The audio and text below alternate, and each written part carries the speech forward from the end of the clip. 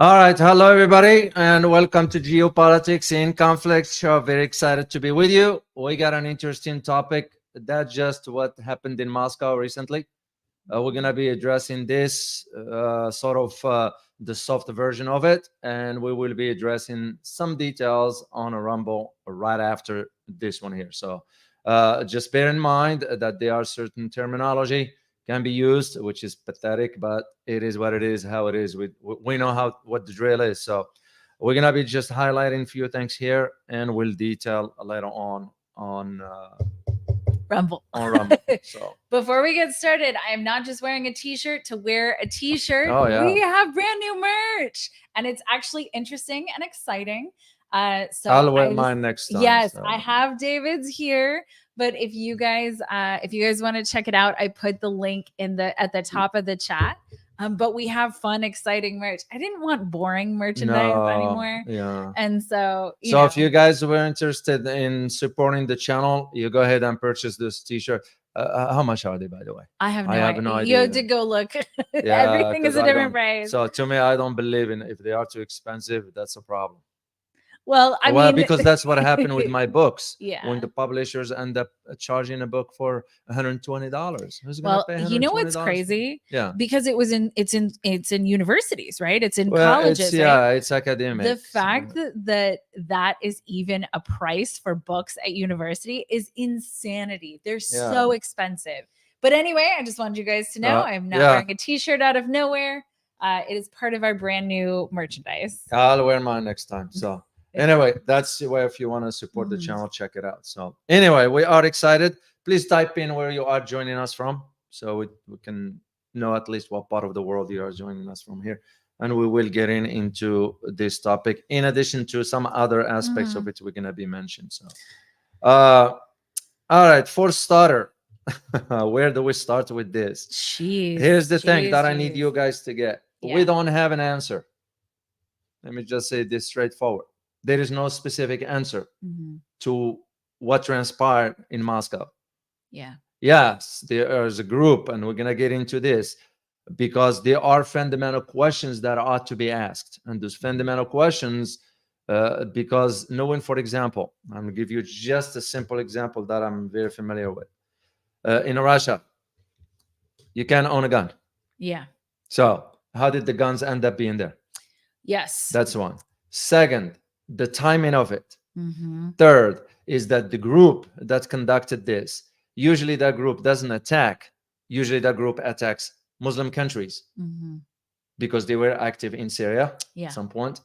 And this group belongs to an entity. You all know that entity in Khorasan. And if you know Khorasan, the history of Khorasan is that was one of the aspects we have been, as one who spent a lot of time in Afghanistan. Khorasan is part of where Tajikistan is. Tajikistan is north of Afghanistan. So in Tajiks, there were some elements. I had a chance to deal with some back in my days in Washington. Yeah. And they can be used either or. That's my point. So this is the question why you need to ask. Right. Why will they go ahead and attack Russia? I think you're absolutely right. That actually is the fundamental question. The fundamental question is right now, it doesn't necessarily make sense for that to be the group that carried out these attacks. And so it's interesting because, the official narrative just glommed onto, okay, yes, that's who it is. And that's the way it is.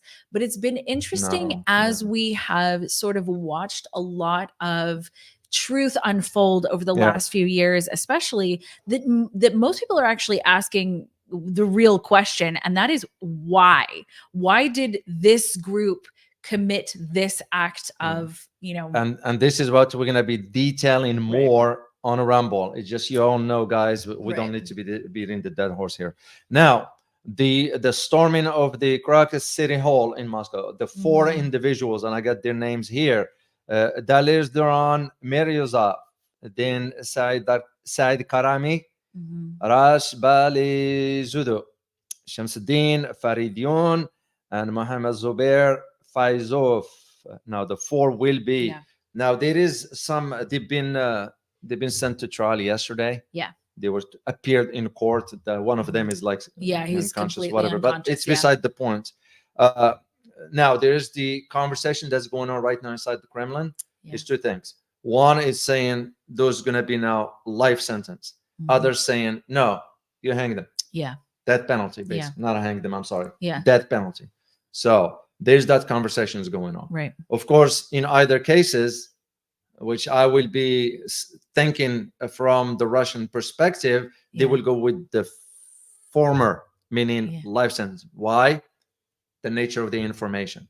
Exactly. Yeah, because you don't want to nature take of the them out. information. You need to get the information. So some people are sort of making this akin to the Nord Stream pipeline bombing because, it's a little more complicated than that. But the fact is that everybody is sort of pointing fingers, and there are people who are pointing fingers at Putin and saying that Russia has done this to itself. Why would it do that? And that's the question, right? The question fundamentally is why. And so you look at these guys' stories, and number one, I think one of the most interesting pieces of this, because this is a horrible tragedy. A lot of people died. I think 137 people, including 4 children, died. I mean, this was horrendous. This was just a group of civilians. There was no military involved in this. This was civilians, and this was terrible in every single way. But it's interesting because where did they run to? They ran to the Ukraine border. Yeah. And that is one of the biggest questions that I think. And so I actually have a video of Putin addressing this. I can't show the whole video here. We have to show it on Rumble. But I can show this last piece. Okay. And this is basically Putin asking, why were they running to Ukraine out of all of the places? Because, Russia has a fairly long border, and it's not impossible to cross in other places. Why were they specifically headed to Ukraine? And if nothing else, they must have felt safe in some way going to Ukraine, that somehow they were going to be protected or they were going to be safe in Ukraine. Yeah. The other thing is where did he came from? What is the point of entry? Great question. But this one, it shows you one thing, how clumsy they were. Yeah. Because those are not a professional. Those are just some, motivated by money, mainly. Actually, one of them confessed the details, complete details, as to how much money he was promised. Was given a card for 280,000 rubles. It's about 5,000 US dollars each of them. It's the idea of how the clumsiness of the whole, which tells you right there, those are just the foot soldiers there and so on. And usually we tend to tap into certain groups like that. Yeah. We have the history for it. It's nothing new. And this is one thing I'm going to share with you on the other platform, not here, as one who was very familiar with this kind of approaches throughout my time in Washington back then. So the idea now that even the Tajikistan's president, I think his name is Imoli. Let me get his name right here. I put his name somewhere. Yeah, Imomali Rahmon. Yeah. So, and I'm not gonna say what because he used the term T first. Yes. They have cannot use that no word. home. They have no religion. Yeah. And there is no sort of what's the word he said? Homeland, nationality, religion. None of those. Which means what? That means even they are Tajiks, they're done for. Yeah. Because of course. It won't fall because he called this president Rahmon called the Russian president, and this goes this one. So the key question we're gonna have to think about this, because you have to link it to some other aspects, and one of them has to do with, for example, if you go back 2 weeks prior to this, the statements by John Kirby, the statements by even Victoria Nolan back then, she mentioned about a month ago, if my memory serves me well, she said something big is coming to Russia is going to be surprised. Yeah. Now, it doesn't take a rocket scientist to put the 2 and 2 together and figure out what are they referring to. First of all, in the case of John Kirby, how the heck was he aware of what about to be happening? Right. For him to say 2 weeks, so advising any Americans not to be in crowded areas and so forth. Well, that just a signal right there. The second aspect of all this, and this is a big if this was orchestrated or organized or planned by the US, NATO, West, whatever, that led to the fundamental question, why and why now? There are those inside Russia now that they're saying, well, the Russian president is soft. It's not he's soft. He's rational. He's rational. He's pragmatic. I wouldn't call him soft. Well, you know, like in every country, you get entities, the opposition, that's what they're saying. Instead of the FSB ensuring the safety of the country, they're dealing with the opposition. So that is the point for that. And that's what led to that question originally of, was this made by Putin? Another word, Putin would create such. But the logical question is, what for? Why will he do that? Well, there is an answer to that. There are those who are saying that because he needs to end this Ukraine once for all. But doing this doesn't add up to that. No. Because here is what is going to be happening. Most likely, if I am to guess, and again, this is based on some analysis that's been done. You'll most likely be seeing the Russian forces moving towards late April in May to Dnieper River. Which means the Donbass, the Odessa, I'm sorry, not Donbass, Odessa, they will take over there. And once they take over that location, it's close proximity to Kiev. So, because this is now a clear that for the Ukraine system or government, whatever, is done for. Their days are numbered. But will Russia go ahead and launch something against Ukraine because of this? I don't know. Well, so there is actually talk about retaliation right now, and fairly severe retaliation. But it will be, yeah. And I think maybe it's a little bit too fresh for that retaliation to fully take place. You're absolutely right. But there are really big questions in terms of who actually did this, because no matter what the mainstream narrative seems to be, there are very clear holes in the narrative the way that it is. And we'll discuss those a little bit more on Rumble, guys. I am so sorry that we cannot say all of the things here. But if you go to our Rumble, we're going to be on immediately after this, and we'll be able to use the full names and the full words. But it is there are, especially in terms of the Ukrainian intelligence agency, the GUR, GUR. But especially in terms of them, there's some very interesting pieces of information that, some people might say, well, no, there's no way that they could be involved in that. There's no way they could be doing that. Well, they've done some other stuff that we will also highlight. But, they've assassinated people. They have attacked and bombed certain things that we'll dive into a little bit more on Rumble. But, I think a really interesting oh, do you want me to show this video, David? Let's see Putin? So I very much disagree with the idea that Putin is soft or weak at all. I think he's not explosive, and I think that that's the right call when you're dealing with nuclear powers. All right, so let me share this. Here he is. Let me share this with you guys, because here, like I said, I can't play the whole thing, but here he asks the really fundamental question. Play. Организации украинских националистов. Конечно, нужно ответить и на вопрос, почему террористы после совершения преступления пытались уйти именно на Украину. Кто их там ждал? Ясно. Okay, so this is the fundamental question. Who was waiting for them there? Why did they attempt to flee specifically to Ukraine?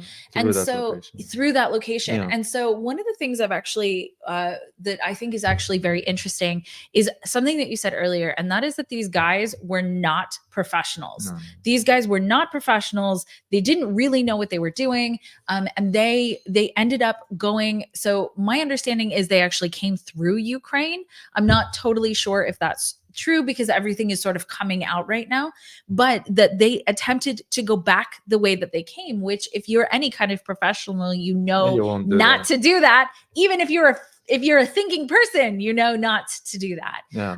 And so, you know, these guys, they were just, and there are some ways that they behaved that are not typical with the group that took responsibility for this. Yeah. There are some sort of MOs that were not the same in this situation.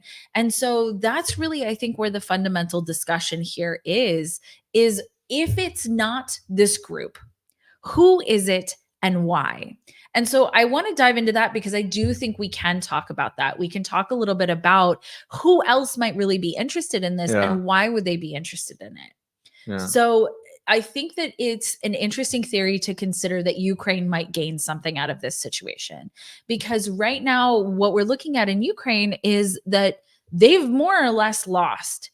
They've lost all of the counteroffensives that they've wanted to go after, that they've gone after. They've lost those, and it's kind of common knowledge. This isn't like anybody who thinks that they're winning, including the media. So the media reamed them at the end of last year, more or less, for losing everything. And so right now, when we have more money coming up for discussion, the EU is now starting to hold money from Ukraine. So it's very possible that this regime at this point, that Zelensky at this point may be looking for desperate moves, maybe looking for desperate ways to secure a stronghold. Because one of the interesting things that you bring up all the time, David, is these leaders who end up being more or less proxies for the US or involved with the United States. A lot of them end up in mysterious plane crashes. A lot of them end up in a situation where they are no longer on this planet. And so it's very, very possible. He will be one of them. So what do you think that Ukraine would actually have to really gain from this situation if they are in fact involved, which we will give you more evidence on Rumble, but if they are in fact involved? What it won't be the Ukraine, it will be the West that will push it through Ukraine. Exactly. Ukraine has only been used. I mean, it was clear from day one. Yeah. From day one, when I said day one, what day am I referring to here? The invasion. No. Are you talking about 2014? Are you talking about 2007? 2007. Yeah. From day one. Decision was made back then. As a matter of fact, that was the whole reason for why the secret memo that been revealed when at that time, U.S. ambassador, who is now the CIA director, wrote that one about how you have to destabilize the Russians system. So that's what I'm saying from day one. So it became clear. It became evidence that the idea of I don't like this stuff. I know really you never don't like it. but they can't hear you. You guys can hear me, right? So what was I saying?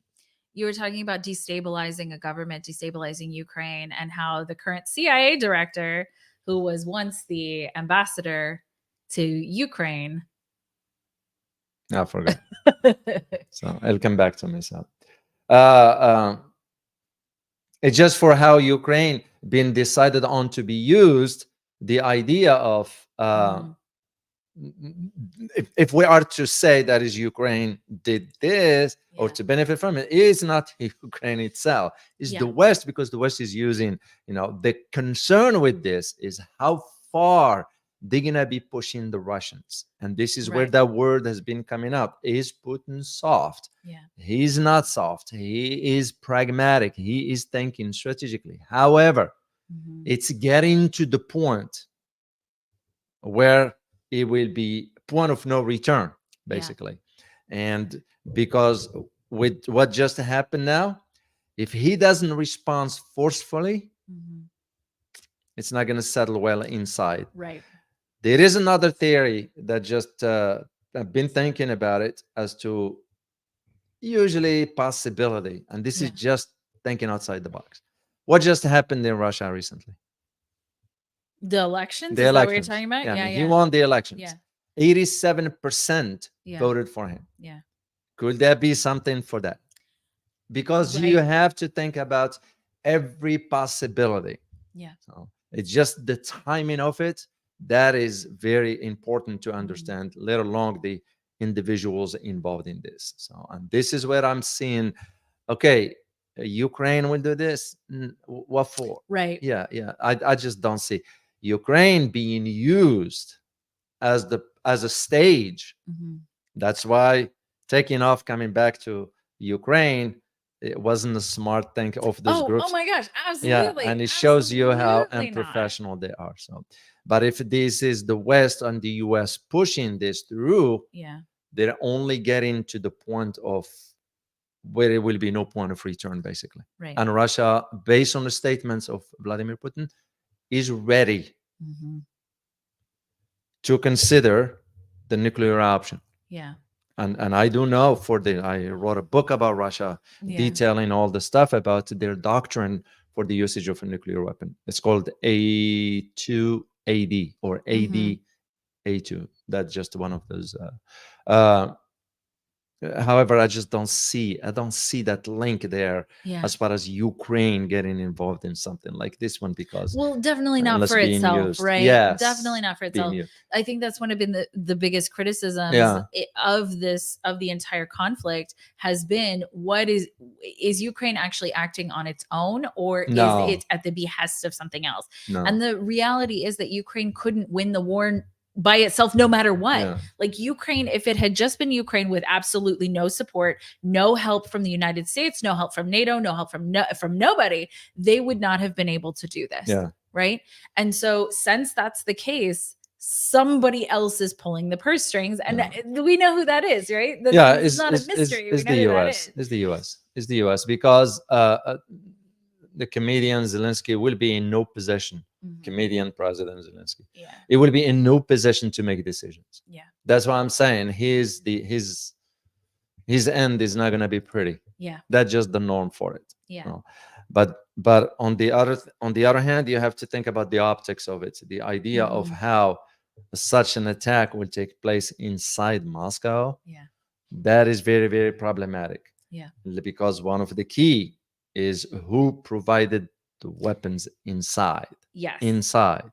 So could it be the opposition? I don't have an answer, and I don't assume here, because this is a little bit complicated when it comes down to matters like this. There's a lot of links that are some miles away. 1,000 miles of 1,000 of miles away that could be linked to all this. That's why it's too premature to definitively say, is this. And that's why we're saying at the beginning, we're going to just share the scenarios, the possibilities, the ideas, but we don't have an answer. Right. Well, and so there are a couple of other things actually going on in the world right now that I think are very interesting in terms of timing, because that attack actually happened at the same time that another package, oh my gosh, what are words today? But another package of the United States passed to fund the US, because we were facing another government shutdown and all of that. So that actually is very interesting timing if you look at what legislation actually got passed at the same time that this was happening. And we do know that that is actually either on purpose or opportunistically. That's something that actually happens a lot. So if you want to hide something, you hide it in plain sight. You're not actually hiding it from the people, but you're doing it at the exact same time that something else very important is happening. So everyone's attention is everyone's distracted. Everyone's attention is somewhere else. And so the legislation that was just passed actually had a lot of very interesting things in it. One of them actually was not funding for Ukraine, though. It was funding for Israel, I believe. Wow. And so that actually happened at the same time. Another thing that is happening that I think is very interesting is the fact that the U.S. abstained at the United Nations. So during the ceasefire vote, which is the first time that has happened. Okay. And interestingly enough, how much do you hear about that? Yeah, Almost none. So I have a video of that actually happening if you want, but let's talk about the importance of that actually happening. Well, first, let's talk about this UN Security Council thing. Yeah. Just for you guys to know how it all came about. You have to go about a week, if I'm not mistaken, a week and a half or so. Mm-hmm. When it was a conversation inside the Security Council, okay, and a draft was proposed, but guess who vetoed it? Who vetoed the draft? China and Russia. China and Russia vetoed the draft. Yeah. But there is a reason to why they vetoed that one. Yep. They vetoed that one because it didn't go far enough as far as the way you and I know what a ceasefire is. Right. So Russia and China said, this is like a water burden. We ain't going to approve it. Because if they would have approved it, if they would have agreed to it, then they will be part of it. So the US did this intentionally. Why? To show on the world stage, here is the US proposing a ceasefire, but China and Russia opposing it. They said no, right, David? No, they said no. It was a lie. Yeah. It's because Russia and China opposed it because the version of the proposal did not go far enough. When Russia and China opposed that one, the negotiations restarted again. Till they agreed on a ceasefire, except that this time, with everybody voting except the US was sort of between a rock and a hard place. They can't veto it because it's already, its credibility is gone and all that stuff. They left with one option, is to abstain. So they're abstain doesn't mean they are agreeing to it. Right. They're not. Right. They're not. So, and this is it's interesting. All this happening around the same time this attack took place. Would you like to watch that? Yeah, let's see that one. The body language on this, guys, says wild. A lot. And just FYI, I am not wearing a t-shirt to wear a t-shirt. This is our new merch. We have a new merch store. If you want to click on the link at the top, we have a bunch of cool new stuff. I need to go check it out. That I am very excited about. It is free thinker. Nobody owns your mind but you. Okay, let me share this with you guys because it's actually it's wild to watch. You know, we talk about this stuff, but watching it happen is its own interesting thing. I pulled this from Newsweek. Newsweek shared the clip of this. I shall put the draft resolution to the vote now. Will those in favor of the draft resolution contained in document S/2024/254 please raise their hand? Oh, there's everybody. Everybody raising their hands. Check it out. Oh, who's not raising their hand? United States. Okay. She looks Those pissed. against. Abstention. There it is. Yeah. There what a it weak is. soul. What a weak soul. Man. She's being used, She being an looks African American. pissed. Pathetic. I mean, She looks pissed. to me, that's when you realize there is no moral ethics left in. She's too weak to even take a stand. By saying no, this is not, and she can't. You know, the system, our system. That's a comment. Don't get me started on that because. I don't know where to start. I don't know where to start. It's very, very I do have the solution that a lot of Americans will like. The things I can't say. Yes, you don't know what I mean. Aware. That's what I will do. Yeah, I know. That's what I will do. I know. For whoever's proven guilty, of course. Yeah. I also want to say, you know, my heart, and I'm sure yours too, goes out to the people who lost their lives in the Baltimore bridge that fell. Oh yeah. That was horrendous. And there are, first of all, that's terrifying. That is maybe our infrastructure. Oh my God. That is maybe one of my worst fears. So I'm in the generation that grew up with Final Destination.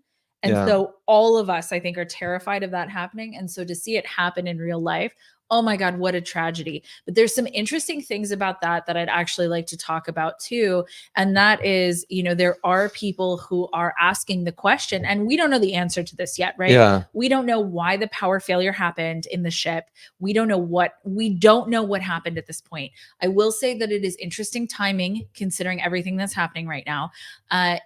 But there are people who are asking the question of, because you can watch the power go in and out. There's a video of it. You can watch the power go off and on in the ship. And then it was too late. And it just, oh my God, so horrible. And our hearts go out to those people. I think there's 20 people still in the water that they're looking for. And, they're in that 40 something degree water. Our hearts go out to them. There were people on that bridge. Yeah, 12 hours. They can be more than that. I know. Hypothermia. But absolutely our hearts go out to them. But it's we're looking at a very interesting set of circumstances. We're also looking at France, and then was it Germany that also just followed? So France upped its level of alert to emergency attack. So France is on really high alert for a similar attack, a similar occurrence to what happened in Moscow. And then I do think it's Germany who followed suit. Guys, put it in the comments. I think it's Germany. Let me know if it's somewhere else, but raised their level of alertness to emergency attack. And they might continue with that all the way through, because Paris is supposed to have the Olympics. So they might continue that all the way through. But I do think that is a very odd setup where we're watching a lot of these things happen at the same time, at a similar time, right? And we are not even close to the eclipse coming here in the US. And I don't know if you guys know about this or not. That they're sending the National Guard out to the yeah. States. Why the heck would you send the National Guard for the eclipse? Eclipse, how many times? Oh my gosh. I used to watch them when I was a kid. We would get excited. I'm not excited. They're sending the National Guard. That's but this one is different because we will go and watch the eclipse like everybody's. And now all of a sudden sending a National Guard, like, hold on a second. I think it's Texas, Oklahoma, Arkansas, and one other state that they're sending the National Guard. Well, funny, all the southern states. Yeah. That if you know something that they all have in common. Yeah. You know what they have in common? That they're all red states? Besides red state is they care less for the national government. Yes, that is definitely true. Texas is definitely one of the red states. So that's why I used to argue back then as to if that to happen, will Texas be the first? Yeah. No, if there was a state that was going to secede, it would be Texas. Straight up, unquestionably. We have our own power grid. For the most part, it's a little more complicated than that, but we have our own power grid. We have a lot of our own infrastructure, and Texas is definitely kind of. Except I will have to be concerned about the governor, who is a World Economic Forum. Right. Sort of. Everything's more complicated than it looks like on the. I was like, no, you shouldn't be in charge. Yeah, that's the way I see it. I agree. As a Texan, I agree. it's like get your act together before, or we're gonna have to put things on the table. Straightforward, and move from there. But you're right. If there is any state, it would be Texas. It would be Texas. That would be.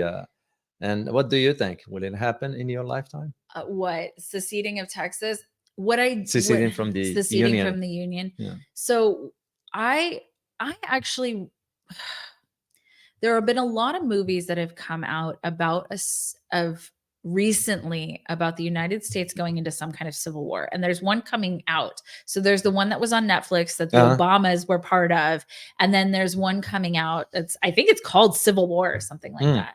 Anyway, they're absolutely terrifying, but people have been talking about a civil war in the United States for the last decade. You remember seeing there's polls where it's 40% of Americans think that we're headed towards a civil war or something, because the gap in our values is so wide. And one of the biggest problems that I feel in our country is that we have sort of extreme ideas on both ends, whether you're red or blue, Republican or Democrat. There's all these sort of extreme ideas at the very ends. So most people don't end up actually believing that the extremes, because most people are never on an extreme. They're somewhere in the middle, right? Most people are really towards the middle, and then you have kind of the outliers that are sort of extreme positions on either end of our two parties. And so I have a fear that those two ends are going to do something stupid, or one of the two ends is going to do something stupid. And I very unfortunately, because I love our country, being able to travel all the way to the Pacific Northwest, that's absolutely beautiful, or being able to travel down to the Florida Keys, which are absolutely like stunning. And this country is full of good people. But, there seems to be a concerted effort to widen this values gap. Like, we're not all trying to do the same thing, right? We're all trying to live a good life. We're trying to, pay our rents or mortgages. We're trying to make something of ourselves. We're trying to take care of our families. Like, we're all trying to do the same thing, but there is a nonstop concerted effort. Well, at the same time, you tear people apart. Yeah, but at the same time, both parties will be in coordinating their efforts together. So that's usually behind closed doors. That's what they do. Despite what they're showing up. As a matter of fact, now the candidate Trump said if he wins the elections, his first order, you know what it will be? What? Put a term limit on Congress. It's like that's wishful thinking. First of all, please he can't. He can't. No, he can't. He can't, because that is specific in the hands of Congress. That's the ones that has to vote for it. Do you see members of Congress giving up power? No, that's why what Trump's saying, it's ridiculous. Trump is for Trump. I'm not against him, whatever. But Trump is for Trump. He's not a qualified for. We don't have qualified leaders for all this. So all you hear is this kind of rhetoric and statements about, well, I'm gonna do this. You could do squat, man. Come on, let's get real here. He is not the end all be all in terms of how the government works. He won't be able to anyway. So I mean, you think about now the first order of business is, well, I gotta support Israel. All of a sudden now saying Israel has to stop the war. Right. You just wishy-washy. Where do you stand on the issues? Now saying that I'm going to allocate the spy agency to deal with China. What for? Well, and deal with China how? Yeah, and what for? I mean? Yeah. Do you know how strong the intelligence community in China? How strong their entities are? Huge. Absolutely. Very, very, very strong. When I say strong about discovering. They are very wired. They are very highly trained. That's how they end up getting the 18 double agents. You know how hard to uncover a double agent? I assume it's very hard. I've never done it before, but it takes some skills. It takes some skills, and you have to have a very, very highly trained into. So, but for him to be saying, well, we're gonna send ask the CIA to do this, that, what for? Well, they already lost the coverage in China anyway. Believe it or not, those 18. Because I was very familiar with the detail of this. So the fact of the matter is we cannot compete with China. That's what's at the heart of it.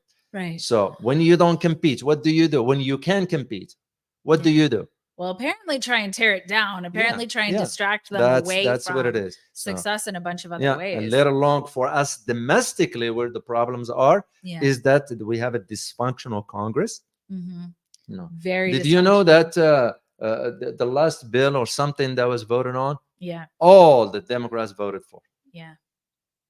It's just there is no debate. There is no negotiations. There is no arguments. There is no. Are we supposed to just blindly agree to whatever, let alone the timing of it? The timing, the budget, everything. Everything is passed while the everything. world is looking at Yeah. as the same thing right now. The whole world is looking at this Gaza or now this Moscow, whatever. But they're not talking about the fight that is about to erupt in the Arctic between the United States and Russia. And why that's important. Yeah. So one of the big issues with what happened in Baltimore is the fact that that is actually a very important shipping lane. Oh yeah. So so right now, one of the other things that we're really looking at is we are having large shipping lanes in multiple places because the shipping lanes that all of this was going down in a couple of months ago, as shipping lanes get diverted, our supply chains become a problem, and we all major countries at this point are reliant on supply chain. And it's not sexy, right? Supply chain isn't that like fun heading grabbing word, right? Or words, supply chain. But we all live and die by supply chain. And when even when it comes to the National Guard that they're deploying in all of these states, it's all actually about supply chain. Your supply chain is going to be disrupted, right? So go get groceries, go get extra water, go get extra food, make sure that you have other forms of communications than cell phones. The developed world is so dependent on supply chain that if one little hiccup happens to a supply chain, we are in trouble. And right now, with Americans as stretched as they are financially, any disruption hugely, and any disruption in supply chain is like the beginning domino of a very big fall for the United States. And so I do think that fundamentally we're looking at some very interesting questions here, because one of them is, so, Ukraine, they recently took down energy infrastructure in Russia. It was an oil refinery. They attacked one day. Yes. Yeah. So there's an interesting set of articles that I read about the Biden administration actually telling Ukraine to stop doing that. And the reason is because if Russian oil were to leave the market, right? Now, I know there's sanctions on Russian oil, but there are other people buying Russian oil than the United States right now. Yeah. And even India has got some sanction worries and all of that about buying Russian oil, but there are many other countries that are buying Russian oil. Okay? India will have no choice in the matter. They're worried about US sanctions. So we'll talk about that in a second, because I feel like a lot of this is really tied together. Yeah. So when, we may have said like, oh, it's a success that Ukraine, we don't say that. Okay. But people may talk about the success of Ukraine taking down this oil refinery, right, in Russia.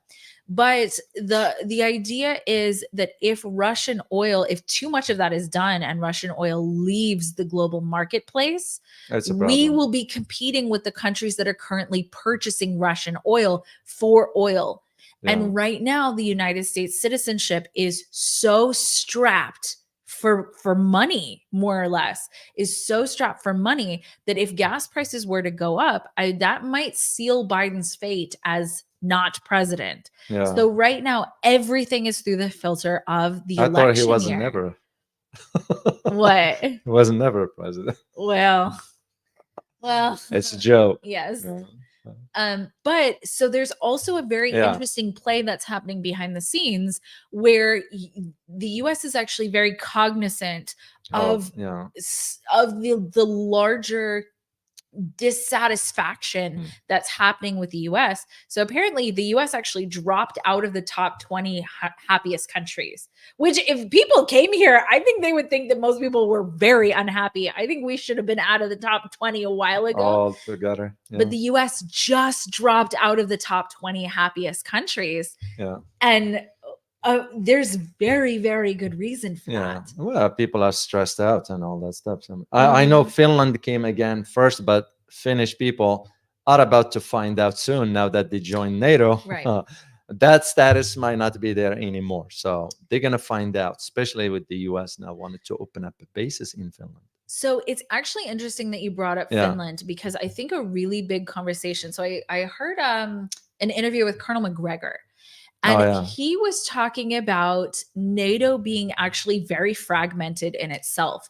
And you can see that happen. Go ahead, because you can that's the see key that word. happening. It's a key word. Yeah, it's a key word NATO because is very fragmented. It is. NATO now, this Ukraine issue or conflict really exposed how fragmented NATO is. Right. They have despite what you hear, despite what you read, NATO is not in a position to fight, let alone fight Russia.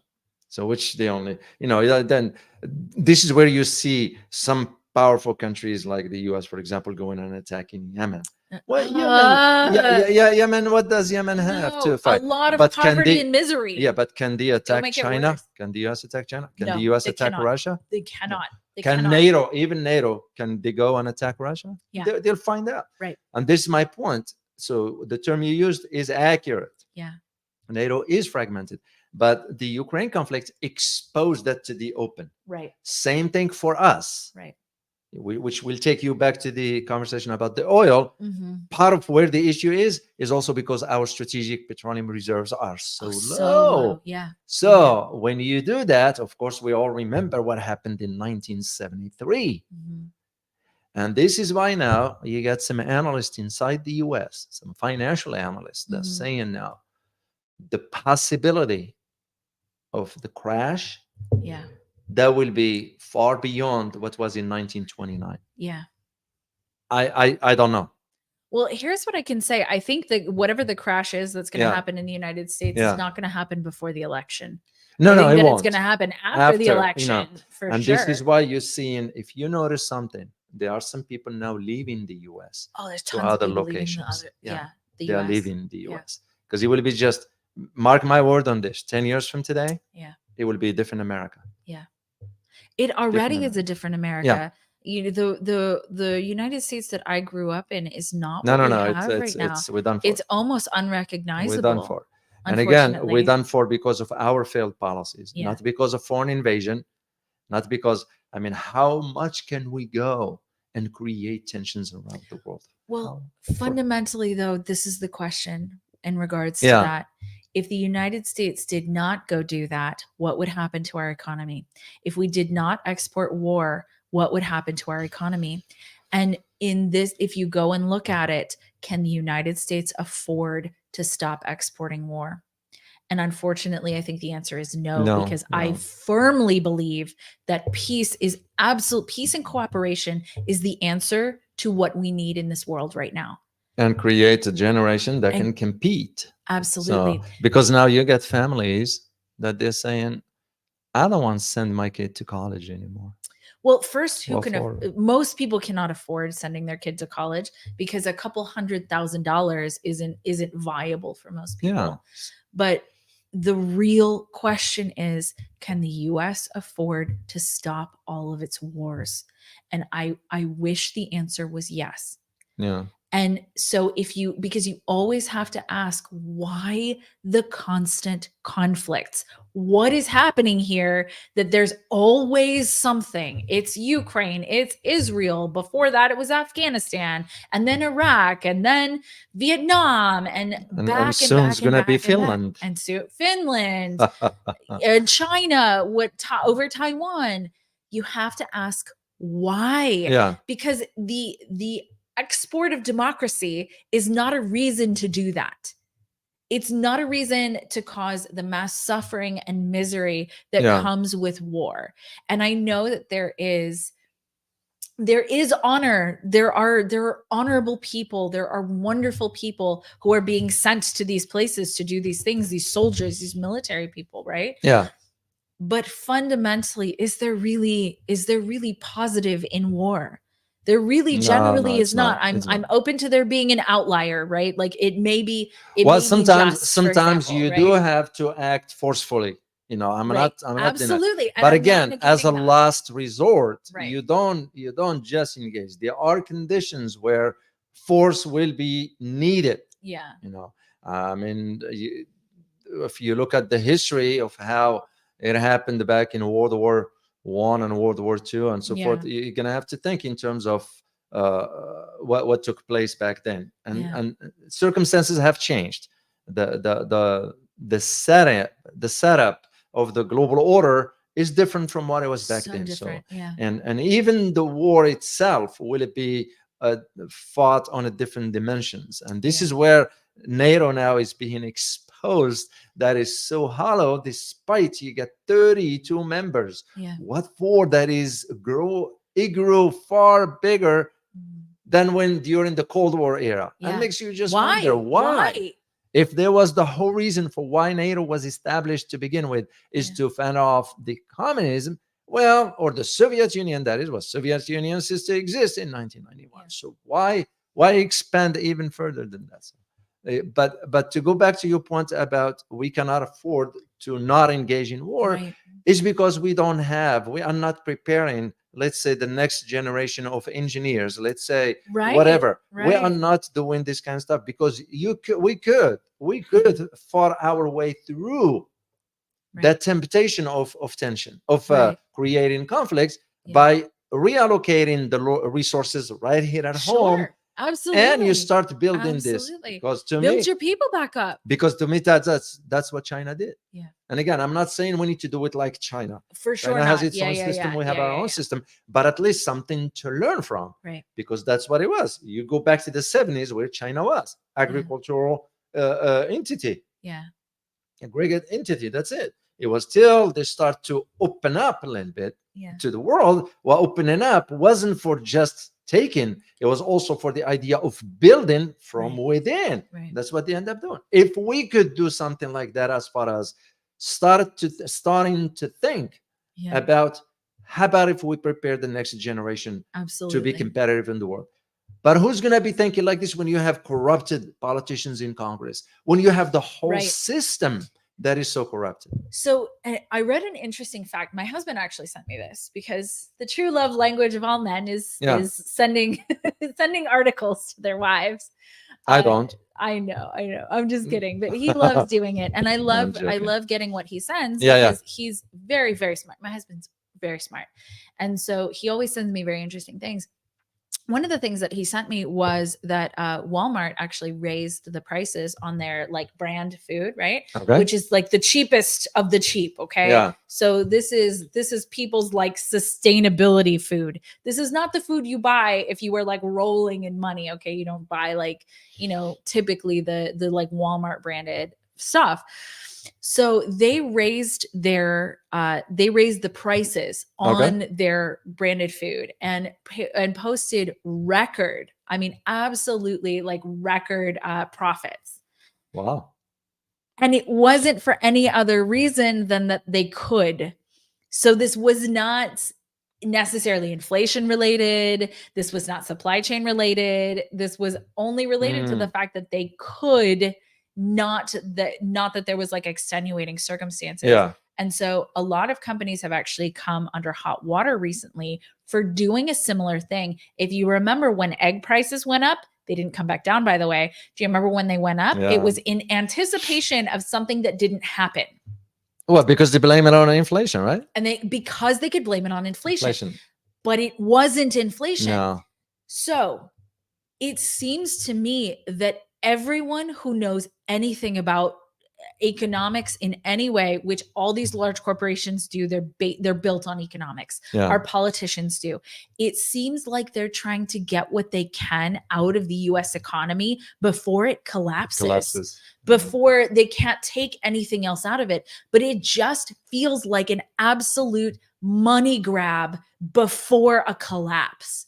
To me, that's my personal opinion. That's what some have said too. Yeah, but that's what it feels like. That. And this is why I said earlier, I've been talking, and I do follow what's going on quietly. That there are some Americans who can afford it. They are leaving. They're leaving the country. Anybody who can leave is leaving right now. They're leaving the country. I understand why. Yeah.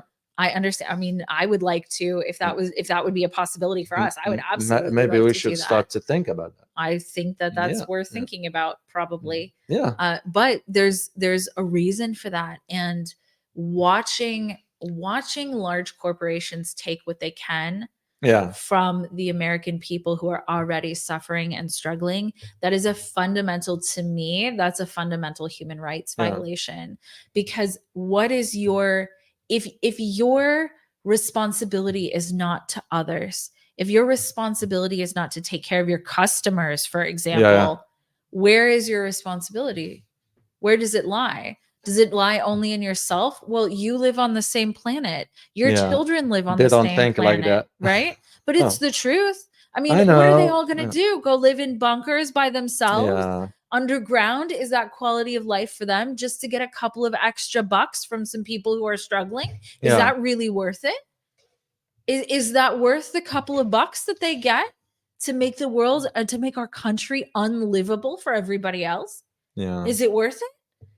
And it's interesting, we're watching the green sort of agenda fall apart, and there's a reason for that too, because we're watching, XYZ billionaires diesel powered mega yacht.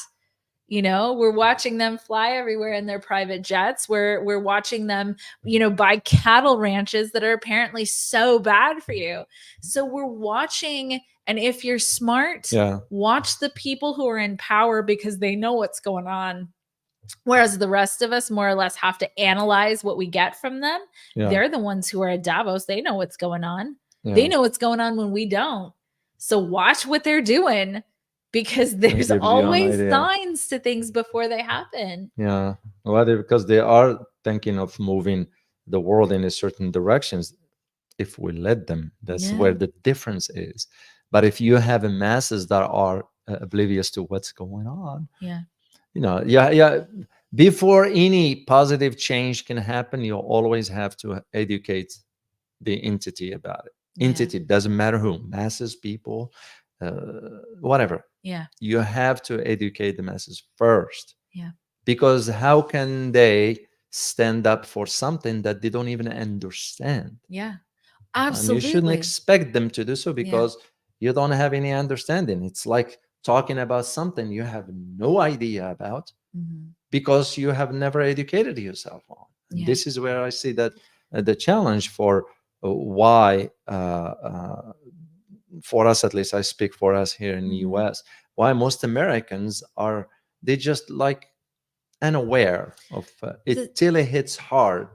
Which will be too late by then. Well, and it's hitting hard right now. And so my degree, many of you guys don't know, my original degree is in global business. And so that's where I actually learned economics. I learned economics in business school. But to me, I think that it is insanity that that's not taught when you're younger. That's not taught in high school. That's not taught in other degrees. But if you don't understand how the world around you works, then you are a perfect victim for the rest of the people who do know how it works. The average everyday person is the one who is paying into the tax system. They're buying the goods, they're buying the services. Middle class. The middle class, which is shrinking dramatically. But the average person is the one that is participating in the economy. And if you don't understand the game that you're playing, you're not going to win it. So you have to understand the game that you're playing. But if you go look at any article on economics, any book on economics, it is full of jargon. Now, I was taught that jargon, so I know what that jargon is. But the average person, you go ask them what any of that jargon is, they don't know. They will know.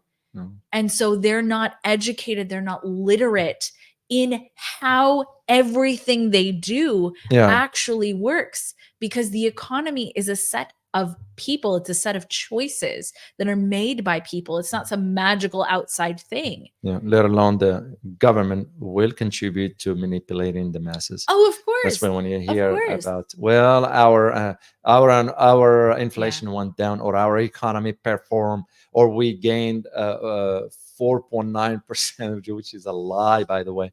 All of them, the masses won't even understand. Speaking of that, while I'm thinking about it, do you know who's going to China? Who? You? Janet Yellen. Oh. No, not me. Janet Yellen is going to beg the Chinese to buy the bond. Yeah. And what do you think China's going to do? Well, so no, let me ask you guys. What do you guys think? Oh. What Did you ask? Did you? No. add a question? I made a mistake there, but I'm keeping it for Army with Okay, Harmony. okay. Actually, why not? Let me do it right now. All right, let's do Army, it. Let's do it. Army with Harmony. You said question: does Texas have a referendum? No, we don't. No. There is no referendum in the whole United Mhm. States. I mean, the referendum, the way I understand it, and you know what it means basically, is Mhm. if they are an HUA, you put it out to a referendum vote for people to decide, the people, not the government. Yeah. There's no such thing. Democracy is a half measure. Mhm. So here's a question for you guys.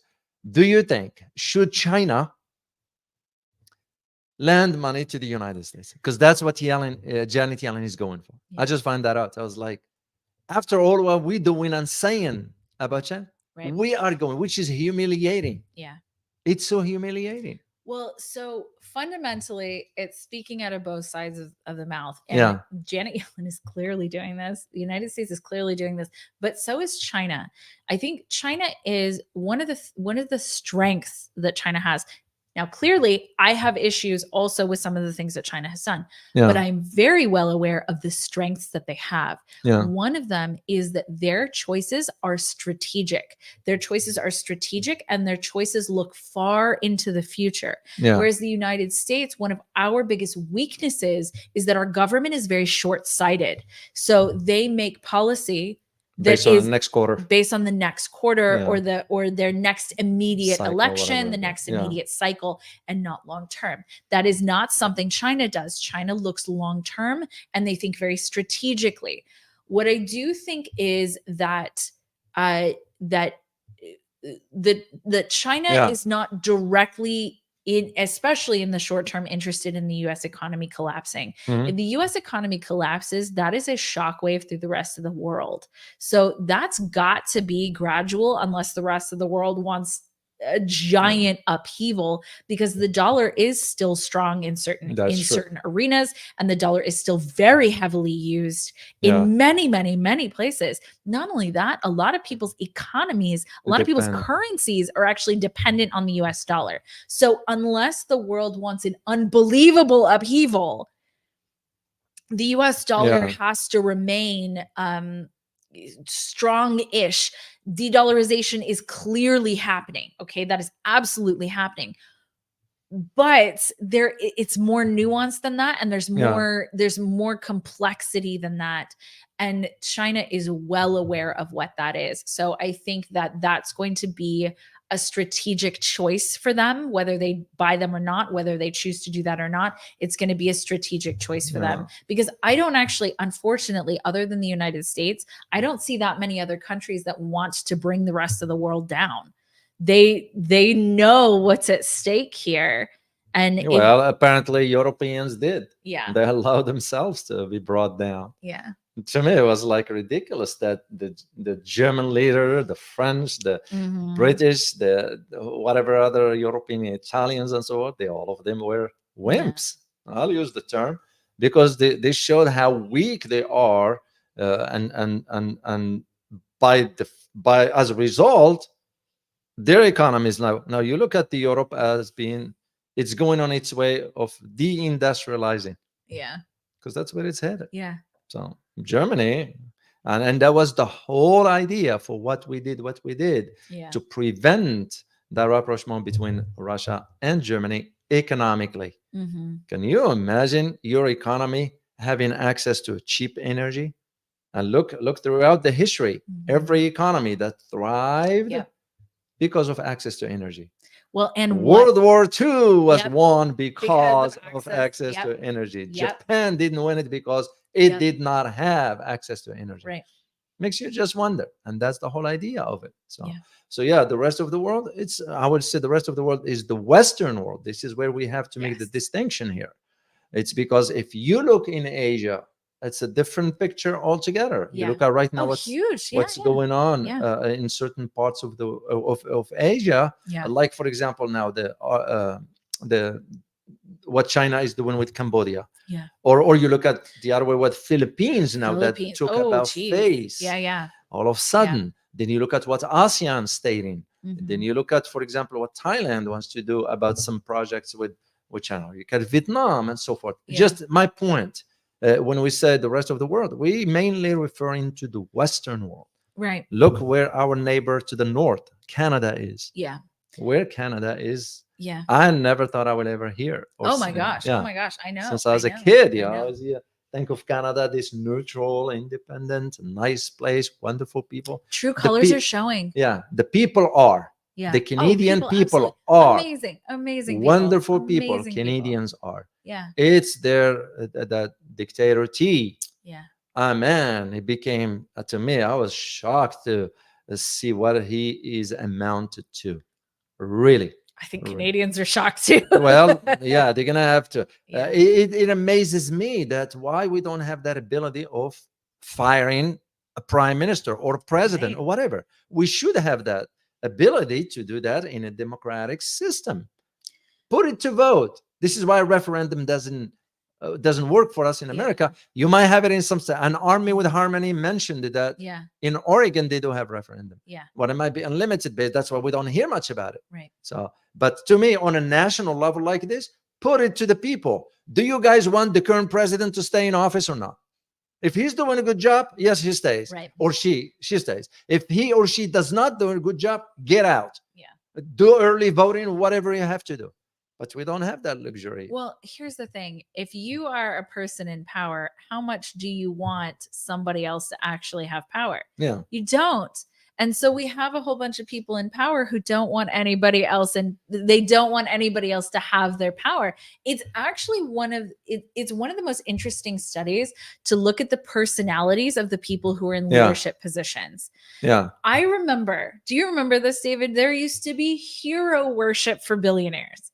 There used to be like, you should be just like Bill Gates. And there were books written. I really like Tim Ferriss. Okay. I think he's wonderful. He is very smart. And he's got a bunch of great ideas, but he wrote a book called Tools of Titans. And it was, all these like billionaires, like what they were doing, to become these like successful. Yeah. But over the years, it's come out like what they really did to be successful is evil. Is like pretty bad stuff that people don't want to, you don't want to go do that stuff. Right.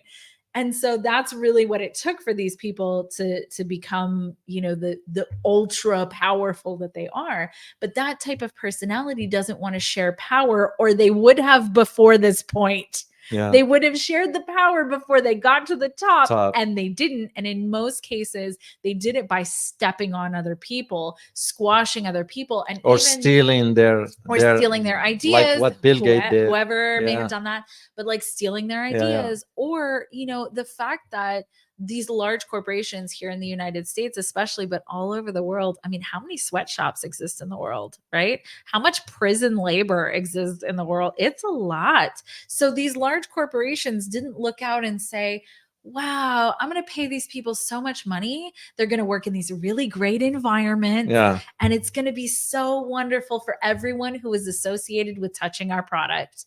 No, they didn't say that. They went and they said, how can we get this done the cheapest way possible? Yeah. And does it mean that a whole bunch of people make 2 cents a day?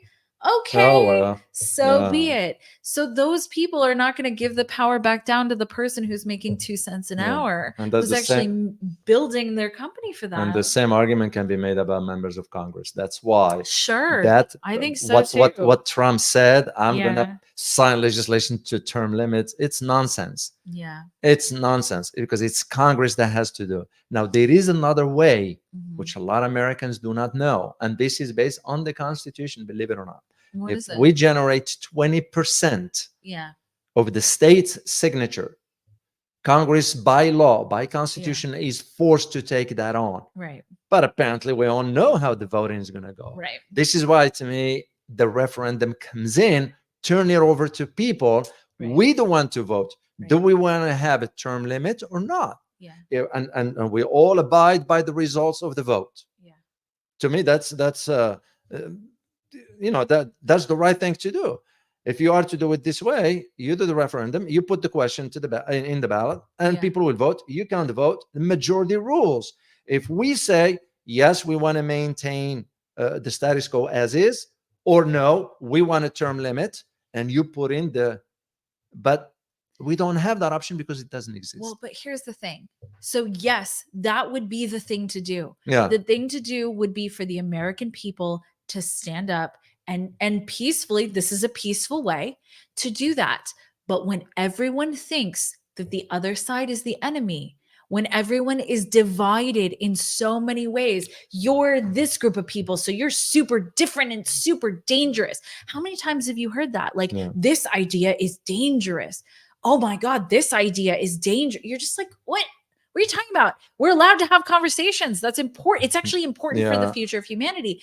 And so everyone's divided into these tiny little groups, but divided people are weak. It's only together when people are strong. You're absolutely right. Design. And right now it's facilitating more and more and more divisiveness. But the more divided people are, the less they realize they actually all want the same thing.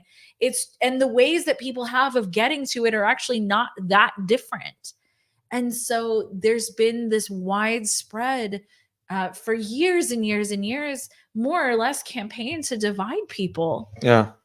And so I think that's the call, is to like realize the person that you think is an enemy is actually probably very similar to you. Now, granted, there are bad people in the world. Please be aware of them and be very clear. There are bad people in the world, but for the most part, it's not bad people. That's true. For the most part, it's just people. All right. Should we head out to you to Rumble? Okay. There's one quick question here from Francis Tango. He says, let me show it here. So because I can't. Here it is, right there. Well, yes, yes, absolutely. they can. Yes, they can. Absolutely, they can.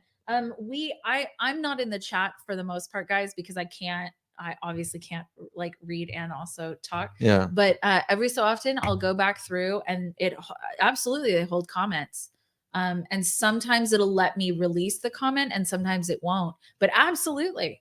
They held one of my comments last time. It's in every single chat. There's some people's comments that are held. Yeah. So absolutely. Yeah. Absolutely. Yeah. Just keep your question, guys. Bring them over to Rumble because we will be able to, and I promise you, we will answer some of your questions there. Okay.